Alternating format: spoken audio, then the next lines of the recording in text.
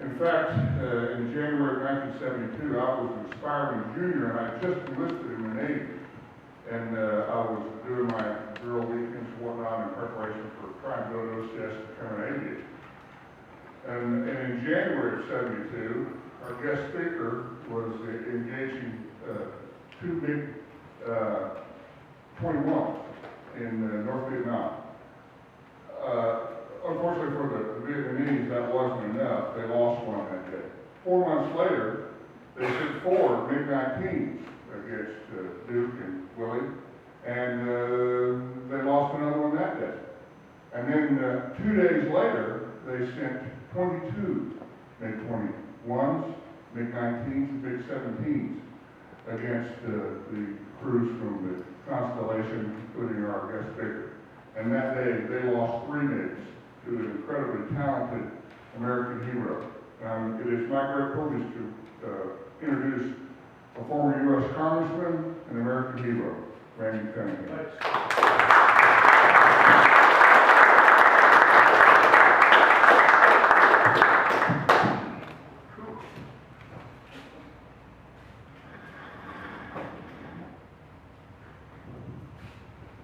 I'm sorry, I just lost a good friend here. Just calm down. Anyway, I want to thank you for coming. I feel right at home. My mom and dad grew up in Shawnee, Oklahoma, and I've got a lot of cousins around Tecumseh, so I guess I got a little red clay in my blood from Oklahoma. The only time that I fought against Oklahoma is I went to MU. And in the Big 8, Kansas and Oklahoma were our 2 big rivals and so on. But thank you for coming out. It's beautiful driving through here, a lot of big farms and stuff, but I'm surrounded with aviation, with Air Force pukes all around here. Not many Navy guys there. And I'm going to, at the end of this, I'm going to open it up to questions. And anything you want to ask is fair game. When I got in trouble, when I got, when I was in Vietnam, anything you have that you want to ask, I'll try and answer for you like that. First of all, I want to tell you about a little humility. I actually got shot down twice. And the second time was I came back from Vietnam and I was in New York. And I was on the Johnny Carson show. I was on Barbara Walters' show. That night I had dinner at Club 21 with Van Johnson, Frank Sinatra, and a couple other guys at Club 21. And when I was coming back on an airplane, I had my ice cream suit on. And as I went up the gangplank, we called them stewardesses then, flight attendants. The stewardess, she looked at me and she said, "You went to the University of Missouri, didn't you?" And I remember thinking, she knows who I am. She said, "I want to get lucky when I get to San Diego." And so I went back and I kept expecting her to bring me a drink or come back and say hi. And she didn't. As we pulled into San Diego, I waited and I got off kind of last one on the airplane. And I said, "Ma'am, you knew I went to the University of Missouri?" She said, "Yeah." I said, "You saw me on Johnny Carson?" "No." "Barbara Walters?" "No." "The Today Show?" "No." I said, "How did you know that I went to the University of Missouri?" She said, "I saw it on your ring walking up the gangplank as you were picking your nose."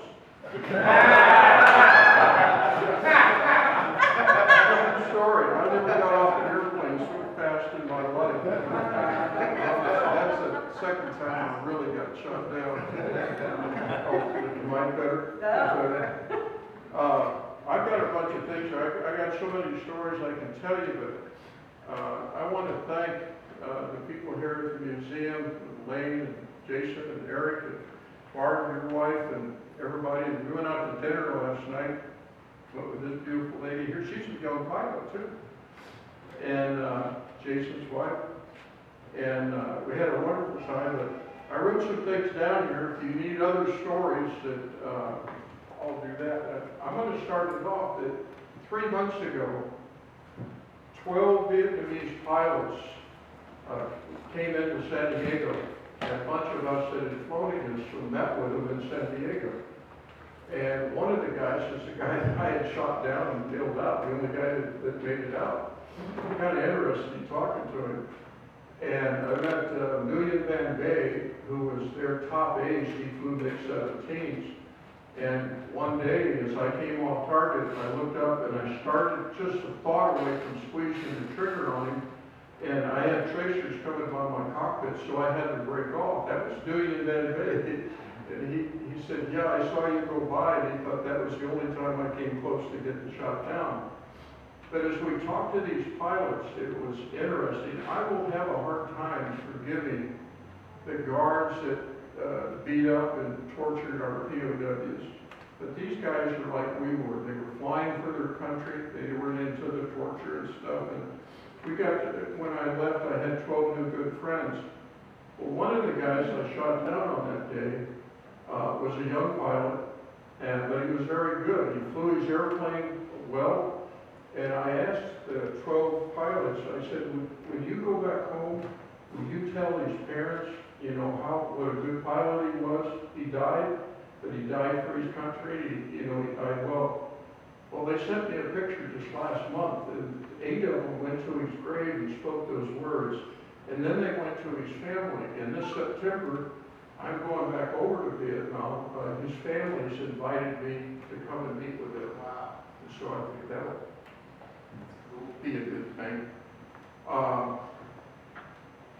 They wanted me to first, since this is a MiG-21, to talk about the very first thing.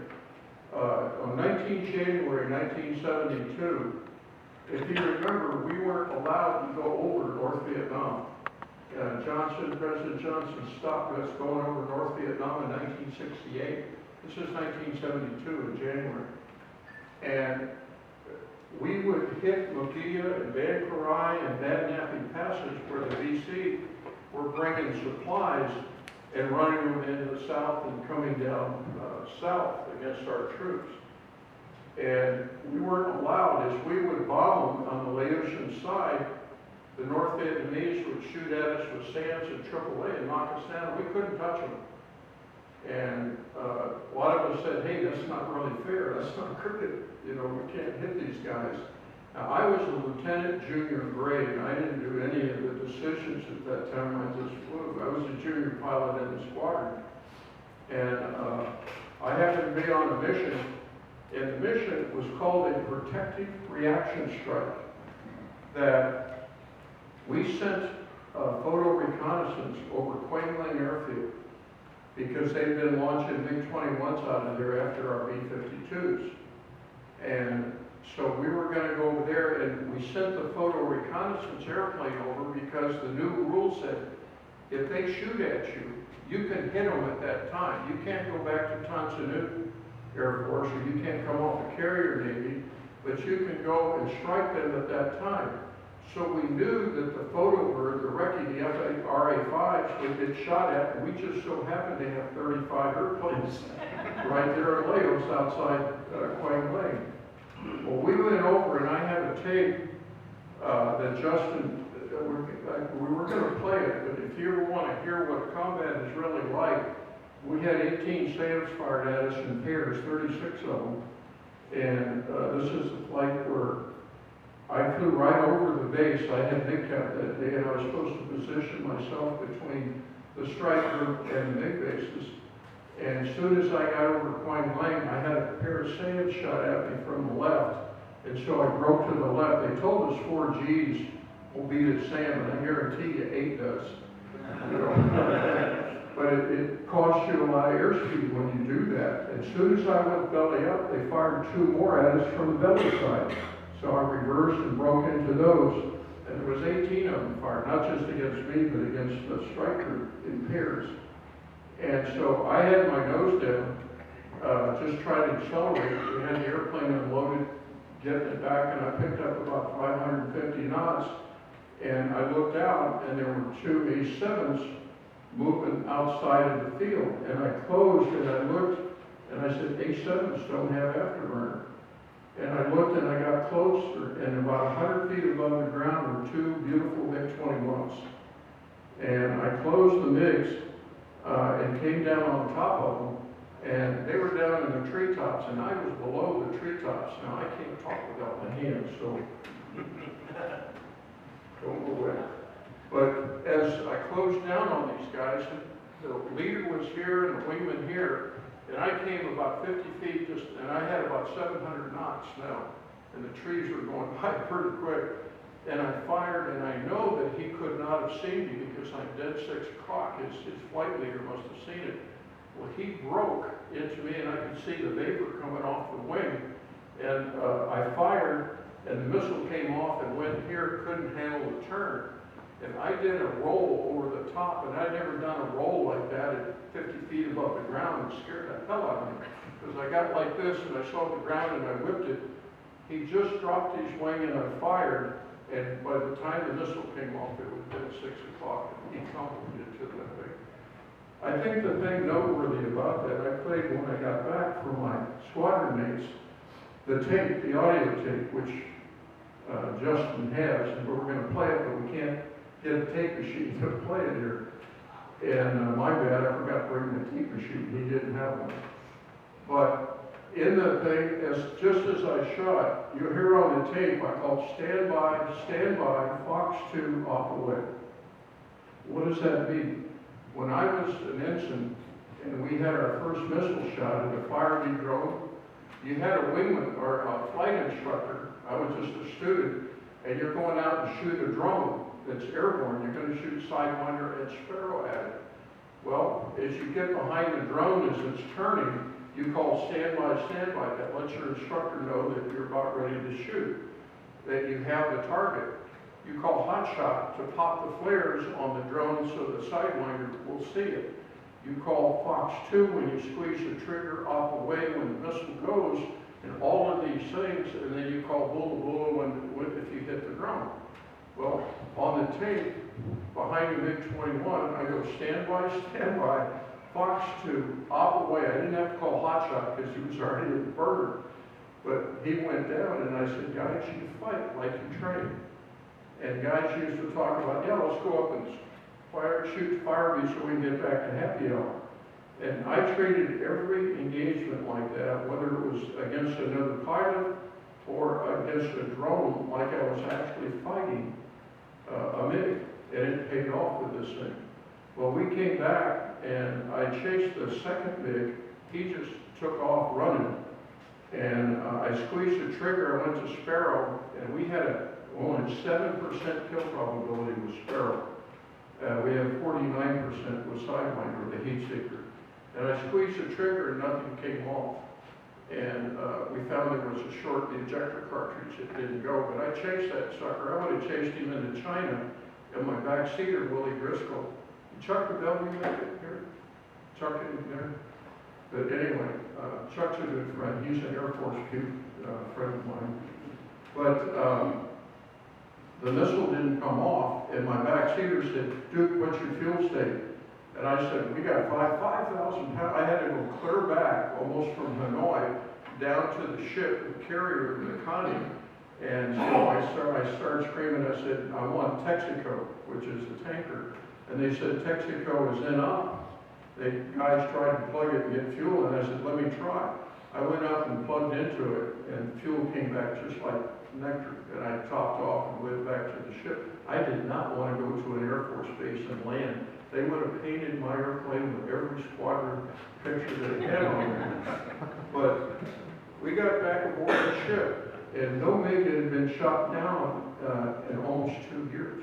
We hadn't been going up north. And so Captain James C. Ward, the skipper of the Cunningham, stopped the ship after we landed.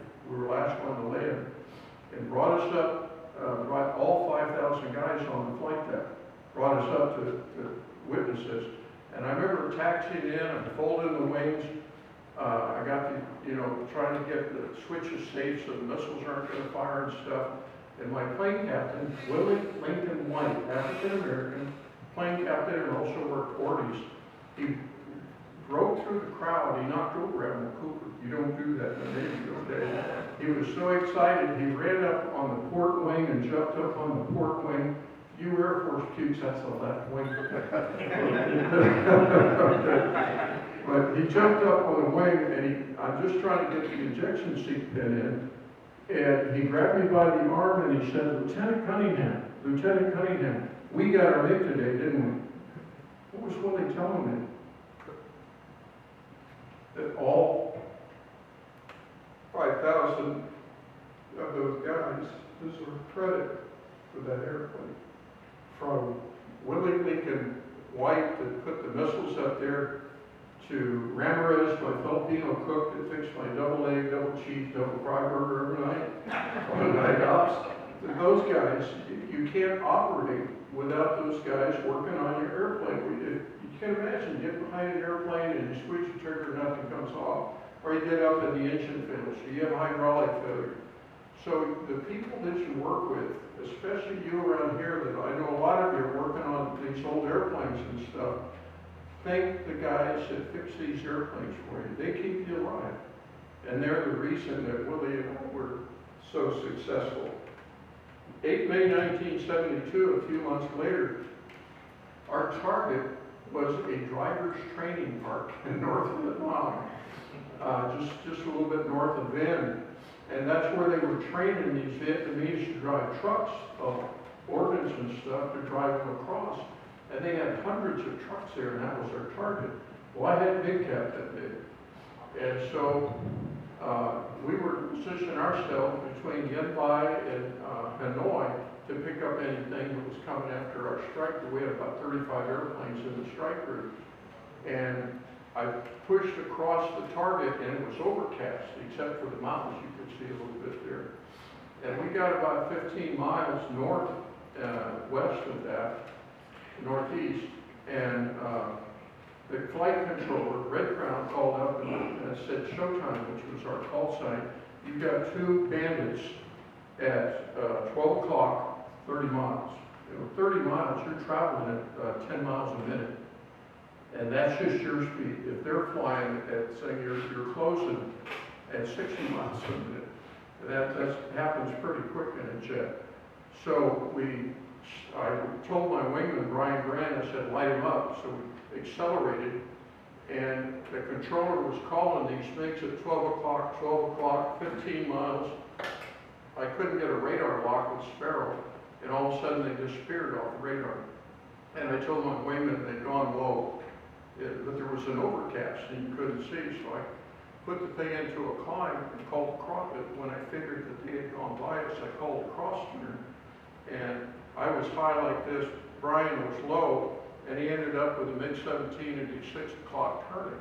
And I came back around, and as I came back around, two more MiGs flew right over the top of me. And I figured my wingman's going that way, he's being chased by a MiG, they're going that way, they're out of the fight for a second. But they turned inside of each other and came down behind us. The one MiG was at about 70 degrees, which our missiles had to be about 40 degrees. But he was getting close to Brian, so I shot just to scare him. And he actually turned. The missile went by him, and he came off of Brian. And he knew that the missile came from here, but why did he turn right where the missile came from, I never figured out. But he turned, and I shot second missile. He blew up. But at that time, those two MiGs, I had tracers coming by my right side. So I went this way, and I had tracers coming by the left side. And if I go up, he's going to rendezvous on me. So I rolled the airplane, put 12 Gs instantaneous, not so you can't sustain 12 Gs. But I put 12 Gs on the airplane, and he rendezvoused on me. And so I went into the clouds and lost him. And I never did see him again, but two Air Force guys, I think, shot down two MiG-17s up by Yen Bai. And I hope it's the same son of a gun that was shooting at me that knocked down. So that was 8 May. 10 May 1972, 2 days later, I looked at the flight schedule and I wasn't on it, and they're going right down at Hai Quang Railroad Yard just south of Hanoi. And I called the skipper and I said, Skipper, we're short a fighter, and Kay has these airplanes down in the hangar bay getting spit shine for his change of command in a couple of days. And he said, well, go talk to Kay. Gus Eggert, really a nice guy. And I went to CAG and I said, CAG, I want to go on this flight, and the only airplane available is yours down getting spit shine. He said, well, Duke, if you can get it up out of the hangar, get it fueled, get the missiles on it,